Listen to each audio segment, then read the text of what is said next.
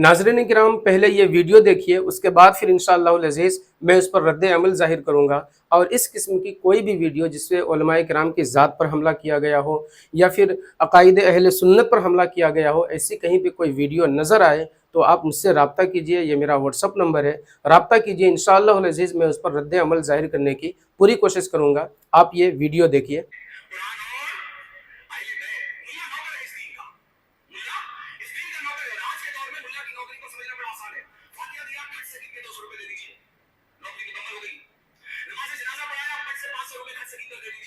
अस्तग़फिरुल्लाह।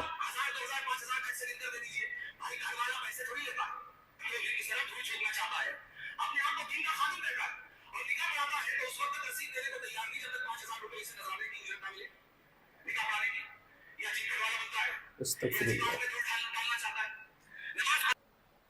तो आपने देखा ये वीडियो, इसको कहते हैं खिसियानी बिल्ली खंबा नोचे। आपने ये मुहावरा तो सुना ही होगा, खिसियानी बिल्ली खंबा नोचे। इसका मतलब भी समझ लीजिए, यानी हर शख्स अपने अपने कामों में कामयाब होना चाहता है, लेकिन जब अपने कामों में वो नाकामयाब होता है तो वो अपने आप से नाराज़ हो जाता है और अपना गुस्सा किसी और पर ज़ाहिर करता है। तो अपना गुस्सा जब किसी और पर ज़ाहिर करता है तो कुछ उनके गुस्से में सुकून सा पैदा होता है। तो यहाँ भी हालात कुछ ऐसे ही हैं कि जब ये अपने कामों में नाकामयाब हो गए तो अपना गुस्सा ये उलमाए किराम पर डाल रहे हैं। इसको कहते हैं खिसियानी बिल्ली खंबा नोचे। ये जब खिसिया गए, अपने कामों में नाकाम हो गए, तो ये उलमाए किराम को ही नोचने का काम शुरू करते हैं। बहरहाल मैं आपको बताना ये चाहता हूँ, इन्होंने अपने वीडियो के ज़रिए, ये तकरीबन 2.5 से 3 मिनट की वीडियो है, पूरी वीडियो दिखाऊंगा, वीडियो लंबी हो जाएगी। मैं पूरी वीडियो का निचोड़ आपके सामने रखूंगा इंशाअल्लाह अज़ीज़। इन्होंने अपनी वीडियो के ज़रिए तमाम उलमाए किराम, काज़ी इस्लाम, मुफ्ती इस्लाम और ख़ुद अपने तमाम असातिज़ा को तनकीद का निशाना बनाया है। आखिर उलमाए किराम से इतनी नफ़रत क्यों? क्या आपके असातिज़ा की यही गलती है कि आप जाहिल थे, गंवार थे, इल्म से बेखबर थे, लोगों में बैठने के काबिल नहीं थे, बोलने का सलीका नहीं था? उस्ताद ने अपनी मेहनत से, अपनी काविश से आपको बोलने का तरीक़ा बताया, लोगों में बैठने का सलीका बताया और इल्म की रोशनी से माला माल। यही गलती है आपके असातिज़ा की कि आप अपने असातिज़ा के ख़िलाफ़ और न जाने कई उलमाए किराम के ख़िलाफ़ आप इस तरह की ज़बान दराज़ी कर रहे हैं। क्यों उलमाए किराम के दीनी खिदमात और उनके उजरत पर आपकी नज़र लगी हुई है? अक्सर उलमाए किराम अपनी ज़िंदगी के अय्याम गुर्बत में काट करके वो अगर 10 से 15 हज़ार या 20 हज़ार रुपया माहाना अगर कमा ले तो आपके पेट में मरोड़ क्यों पैदा हो रहा है? आप महीने के लाखों रुपया कमाए तो कोई बात नहीं, लेकिन एक अइम्मा, एक उलमाए किराम अगर महीने के 10 से 15 हज़ार रुपया कमा ले तो आपके पेट में कीड़ा रेंगने लगता है।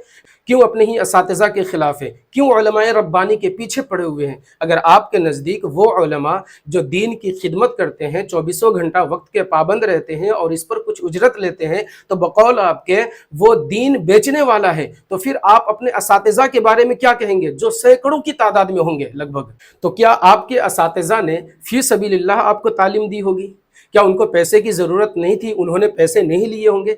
आप ये बहाना बिल्कुल नहीं कर सकते हैं कि वो बचपना था, आज उन्होंने सिखाया और उन्हीं के खिलाफ आप ज़बान दराज़ी कर रहे हैं। अगर मान लिया जाए कि आप बचपने में थे ना समझ, तो अब तक जो आपने नमाज़ें पढ़ी है, या तो आप तने तनहा नमाज़ पढ़े होंगे या फिर खुद इमामत कराई होंगी जो आपने उजरत नहीं ली होंगी। लेकिन अगर किसी इमाम के पीछे आपने नमाज़ पढ़ी होंगी, और जाहिर सी बात है कभी न कभी कोई ऐसा वक्त तो आता है, मैं भी अल्हम्दुलिल्लाह इमामत करता हूँ, लेकिन कभी मुझे ऐसा भी वक्त आता है कि मैं किसी के पीछे नमाज पढ़ना पड़ता है। तो आप भी कभी इस तरह से नमाज पढ़ते होंगे, तो क्या वो इमाम जिसके पीछे आपने नमाज पढ़ी है, क्या वो उजरत नहीं लेते होंगे?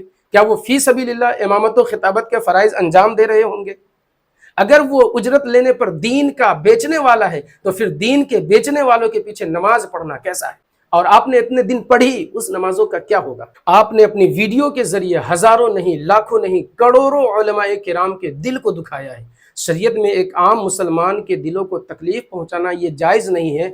आपने तो उलमाए किराम जो वारिसे अंबिया होते हैं, जिनका जिक्र अल्लाह तबारक व तआला ने कुरान में बयान फरमाया है, जिसके मर्तबे को बुलंद फरमाया है, आप उनकी ज़ात को अपने वीडियो के जरिए तकलीफ पहुंचाया है। और ये मोमिनों की शान नहीं है किसी को तकलीफ पहुंचाना। इसलिए अपने जुमले पर गौर करें, अपने बयान से रुजू करें और अल्लाह तबारक व तआला की बारगाह में तौबा करें। ये मेरा कोई हक नहीं बनता है, क्योंकि आप खुद आलिम दीन हैं, आप खुद अपने नाम के आगे मुफ्ती वगैरह लगाते हैं, तो आप बेहतर जानते हैं। पता नहीं आप किस हसद के शिकार हो चुके हैं और आप इस किस्म की बयान देते हैं। کیا آپ نے وہ واقعہ نہیں پڑھا ہے حضرت ابو سعید خدری رضی اللہ تعالیٰ عنہ کا کہ آپ چند ساتھیوں کے ساتھ کہیں جا رہے تھے، جب شام کا وقت ہوا تو آپ رک گئے، وہیں پہ کچھ لوگ بھی تھے جن کے پاس کھانے پینے کی ساری اشیاء موجود تھی، حضرت ابو سعید خدری رضی اللہ تعالیٰ عنہ کے پاس کھانے پینے کا کچھ ساز و سامان نہیں تھا، آپ نے جب ان سے کھانا منع کر دیا، کچھ ہی دیر کے بعد انہی لوگوں میں سے کسی ایک کو سانپ نے ڈس لیا۔ وہ لوگ آئے حضرت ابو سعید خدری رضی اللہ تعالیٰ عنہ کے پاس اور کہا کہ تم میں سے کوئی دم کرتا ہے، سانپ نے کاٹ لیا ہے، اس کو کوئی دم کر دے، اس کا کوئی علاج کر دے۔ حضرت ابو سعید خدری رضی اللہ تعالیٰ عنہ فرماتے ہیں کہ ہاں اس کا میں علاج کروں گا، لیکن ایسے ہی نہیں کروں گا بلکہ اس پر کچھ اجرت لوں گا۔ حضرت ابو سعید خدری رضی اللہ تعالیٰ عنہ نے دیکھا کہ ان کے پاس بکریوں کا ریور ہے، تو آپ نے کہا کہ مجھے 40 بکریاں چاہیے اور میرے ساتھیوں کو پیٹ بھر کے کھانا کھلانا ہے۔ ان لوگوں نے شرائط قبول کر لیے، آپ نے سورہ فاتحہ پڑھ کر کے اس پر دم کیا، اللہ تبارک و تعالیٰ نے شفا عطا فرما دیا۔ ان لوگوں نے 40 بکریاں بھی دی اور ساتھ ہی ساتھ جتنے وہاں پہ تھے ساتھی ان سب کو کھانا بھی کھلایا۔ صحابہ میں اختلاف پیدا ہو گیا کہ ابو سعید خدری نے قرآن کو بیچ دیا، دین کو بیچ دیا، کچھ پڑھ کر کے اس پر اجرت لیا ہے، اختلاف ہو گیا۔ یاد رکھیے وہ اختلاف ہوا تھا، لیکن وہ اختلاف رحمت میں بدل گیا۔ آپ جو اختلاف کر رہے ہیں وہ رحمت میں نہیں بلکہ فتنے میں بدلتا جا رہا ہے۔ بہرحال صحابہ کرام میں جب اختلاف ہوا تو حضرت ابو سعید خدری رضی اللہ تعالیٰ عنہ نے فرمایا کہ ٹھیک ہے، ہم لوگ آقا کریم صلی اللہ تعالیٰ علیہ وسلم کی بارگاہ میں جائیں گے، وہاں جا کر کے سارا معاملہ بتائیں گے، آقا کریم صلی اللہ تعالیٰ علیہ وسلم جو فرمائیں گے ہم انہیں قبول کر لیں گے۔ حضرت ابو سعید خدری رضی اللہ تعالیٰ عنہ جب آقا کریم صلی اللہ تعالیٰ علیہ وسلم کی بارگاہ میں جاتے ہیں، جانے کے بعد سارا معاملہ آپ نے بیان کر دیا کہ سفر میں اس طرح کا واقعہ پیش آیا، تو آقا کریم صلی اللہ تعالیٰ علیہ وسلم نے فرمایا، اے ابو سعید خدری بتاؤ تو صحیح تم نے کیا پڑھ کر دم کیا تھا؟ تو حضرت ابو سعید خدری رضی اللہ تعالیٰ عنہ عرض کرتے ہیں، یا رسول اللہ میں نے سورہ فاتحہ پڑھ کر کے اس پر دم کیا تھا۔ آقا کریم صلی اللہ تعالیٰ علیہ وسلم نے فرمایا کہ اے ابو سعید خدری یہ سورہ فاتحہ تمہیں کس نے سکھایا تھا؟ تو حضرت ابو سعید خدری رضی اللہ تعالیٰ عنہ نے عرض کی، یا رسول اللہ سورہ فاتحہ آپ نے ہی سکھایا تھا۔ جب اتنا سنا تو آقا کریم صلی اللہ تعالیٰ علیہ وسلم مسکرانے لگے اور مسکراتے مسکراتے آپ کہتے ہیں، اے ابو سعید خدری اس میں میرا بھی حق ہے، یعنی میرا بھی حصہ ہے۔ تو آقا کریم صلی اللہ تعالیٰ علیہ وسلم تو مسکرا رہے ہیں اور یہ نہیں کہہ رہے کہ اے ابو سعید خدری تم نے تو دین کو بیچ دیا، تم نے تو دین کا سودا کر دیا وغیرہ وغیرہ، بلکہ آقا کریم صلی اللہ تعالیٰ علیہ وسلم مسکرا رہے ہیں اور کہہ رہے ہیں ابو سعید خدری اس میں میرا بھی حصہ ہے۔ تو ناظرین کرام میں آپ سے بتانا چاہوں گا، خلاصہ کلام یہ ہے کہ علماء کرام جو فی سبیل اللہ دین کی خدمت کرتے ہیں وہ بھی دین کے خادم ہیں، اور جو اجرت لے کر کے دین کی خدمت کرتے ہیں وہ بھی دین کے خادم ہیں۔ ایسا کہنا کہ جو اجرت لیتا ہے وہ دین کا بیچنے والا ہے، یہ غلط ہے۔